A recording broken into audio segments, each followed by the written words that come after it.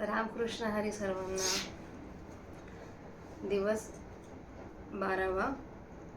काल आपण ओवी क्रमांक 63 पर्यंत पठण केलं होतं. आता त्यापुढे ओवी क्रमांक 64 पासून 64 पासून ते पुढील 30 ओव्या बघूया.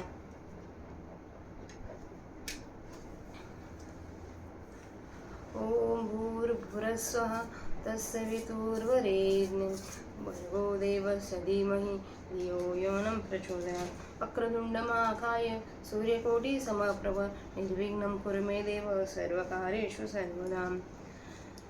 नहि पश्यामि ममापनुद्याद यचक्षोकमुच्छोषणामिन्द्रियाणाम् अवाप्य भूमावस्सपतनं हृद्यं राज्यं सुरानपि चाधिपत्यं.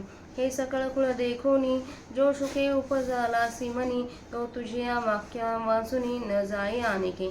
एत पृथ्वी तळ आप होईल हे महेंद्र पदही पाविजेल परिमोहान फिटेल मानसाची.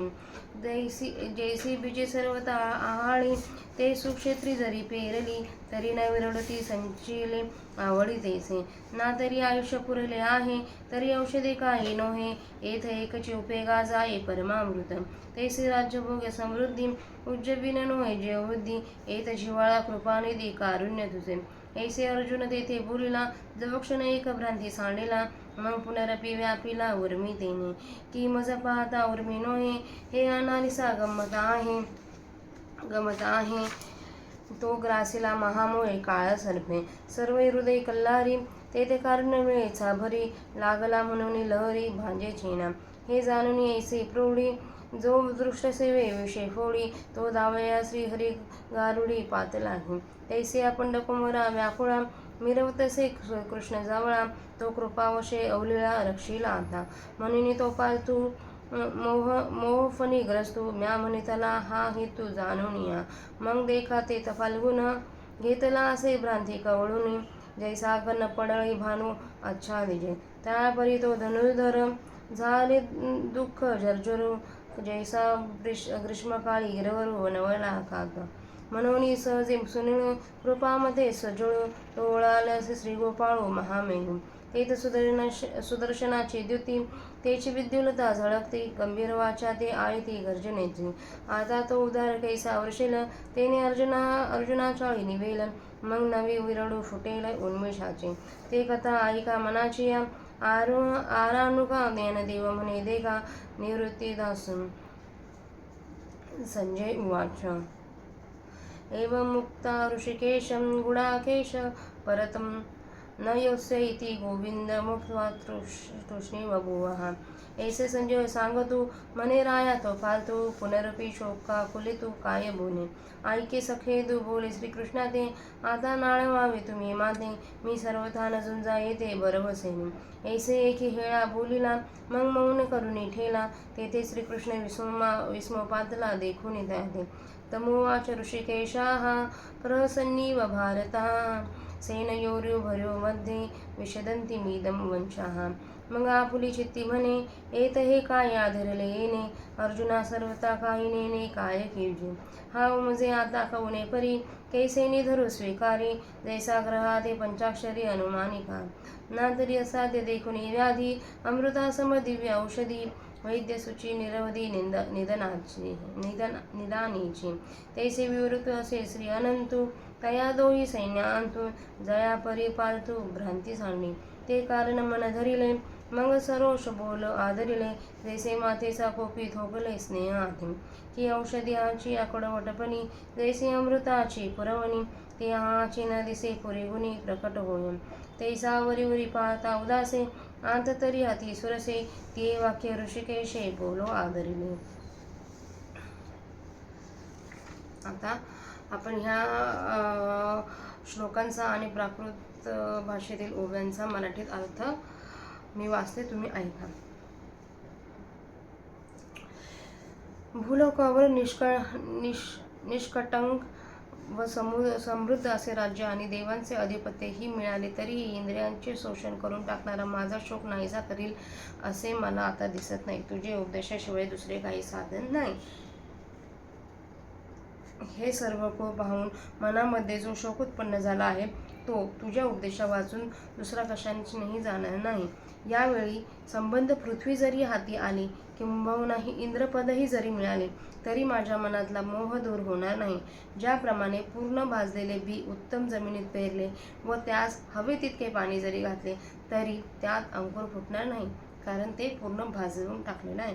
किंवा आयुष्य संपले असले म्हणजे औषधाने काही होत नाही, पण तेथे एका परमामृताचाच ज्याप्रमाणे उपयोग होतो त्याचप्रमाणे या माझ्या मोहित झालेल्या बुद्धीला राज्यभोगाची समृद्धी ही उत्तेजन देऊ शकणार नाही.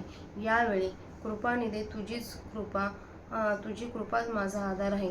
तेव्हा क्षणभर अर्जुनाची भ्रांती दूर झाली. तेव्हा अर्जुन असे बोलला, पण मग त्याला पुन्हा मोहाच्या लहरीने व्यापले.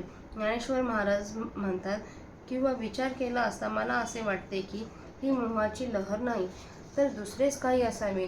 ते दुसरे हे की महारूपी काळसर्पाने त्याला ग्रासले असावे.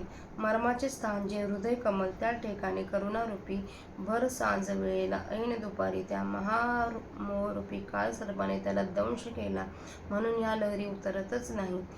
या विषाचा असा जालिमपणा जाणून जो आपल्या कृपा कटाक्षानेच विषाची बाधा दूर करतो तो गारुडी श्रीहरी अर्जुनाच्या हाकेला धावून आला. तशा त्या व्याकुळ झालेल्या अर्जुनाशेजारी श्रीकृष्ण गारुड्यासारखा शोभत होता. तो आपल्या कृपेच्या बळाने त्याचे आता लीलेने रक्षण करेल हा अभिप्राय लक्षात घेऊनच त्या अर्जुनाशी मोहरूपी सर्प चावला असे मी म्हटले. ज्याप्रमाणे मेघपटलाने सूर्यप्रच्छादला जावा त्याप्रमाणे त्या प्रसंगी अर्जुन भ्रांतीने घेरला होता असे समजा.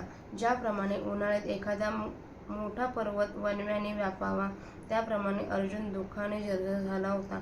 म्हणूनच जात्याच अत्यंत सावळा व कृपामृत रूप जीवाने युक्त असा तो श्री गोपाळ रूपी महामेघ अर्जुनाकडे वळला.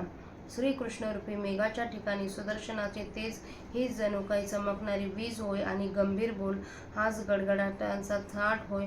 आता तो उदार श्रीकृष्ण मेघ कसा वर्षाव करेल त्याप्रमाणे अर्जुनरूपी पर्वत कसा शांत होईल आणि मग ज्ञानरूपी नवीन अंकुर त्याच्या ठिकाणी कसा फुटेल हे पहा.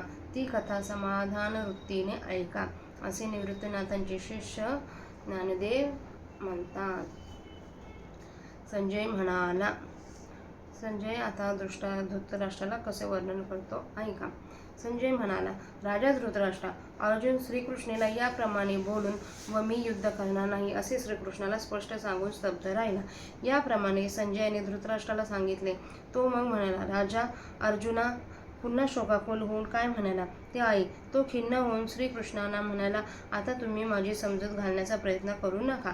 मी काही झाले तरी ह्या वेळी निश्चित लढणार नाही असे एकाच वेळी बोललेला मग स्तब्ध होऊन राहिला. त्या प्रसंगी त्याला तसा पाहून श्रीकृष्णाला विस्मय वाटला. हे भरत कुलोत्पन्ना धृतराष्ट्रा, दोन्ही सैन्यांच्या मध्यभागी खिन्न होऊन बसलेला त्याला अर्जुनाला श्रीकृष्ण किंचित हसल्यासारखे करून आणि मग रागाचा आविर्भाव आणून पुढील प्रमाणे बोलू लागला. मग आपल्या मनात म्हणाला, या प्रसंगी याने हे काय आरंभिले. या अर्जुनाला मुळीच काही कळत नाही. काय करावे. हा आता कशाने उमजेल, कशाने धीर धरेल. ज्याप्रमाणे एखादा मांत्रिक पिशाचाचा ते कोणते आहे व ते कसे दूर करता येईल याचा विचार करतो, किंवा रोग असाध्य पाहून ज्याप्रमाणे वैद्य निर्वाणीच्या अमृततुल्य दिव्य औषधाची ताबडतोब योजना करतो, त्याप्रमाणे अर्जुन कोणत्या उपायाने मोह टाकेल याचा त्या दोन्ही सैन्यांच्या मध्यभागी श्रीकृष्ण विचार करीत होते. तो श्रीकृष्णाने हेतू मनात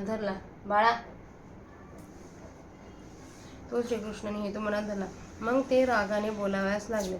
ज्याप्रमाणे आईच्या रागात गुप्त माया असते किंवा औषधाच्या कडूपणात त्याप्रमाणे अमृताची जोड असते, ती वर दिसत नाही पण गुणाच्या रूपाने पुढे स्पष्ट होते. त्याप्रमाणे वरवर पाहता उदास, कठोर पण आत अतिसुरस, परिणामी अत्यंत हितकर असे उपदेशाचे शब्द श्रीकृष्ण बोलू लागला.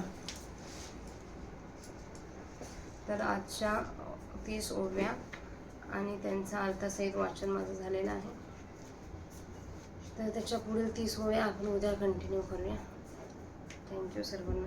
रामकृष्ण.